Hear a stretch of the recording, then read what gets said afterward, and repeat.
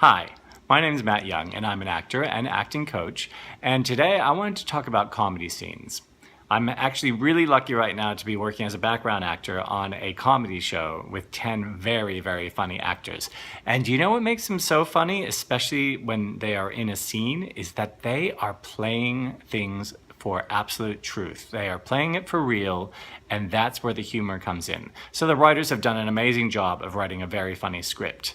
And so when the actors actually pursue their objectives with absolute truth and integrity, it makes the comedy just pop.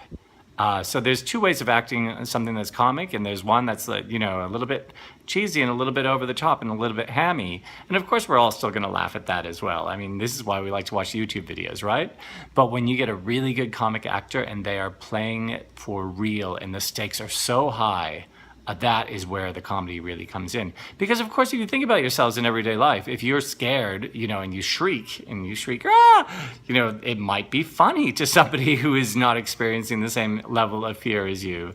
Or, sometimes even, if you're reduced to tears about something, if it's something ridiculous, I don't know, a grown person crying because they dropped their ice cream on the sidewalk, crying like a child. Like, again, we're going to think that's really funny because we've made the stakes really high for ourselves and we are playing it for real.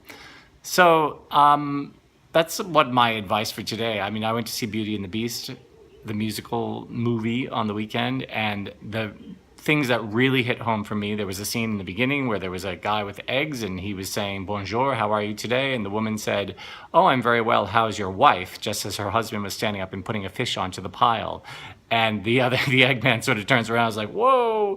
And it was just this very funny moment because everybody was playing everything absolutely for truth. He was being flirty with her and she was sort of saying, all right, well, now's not the right time to talk to me. And then the husband stood up and said, well, it's really not the right time to be talking to my wife. And the other guy was like, fair enough. See you later.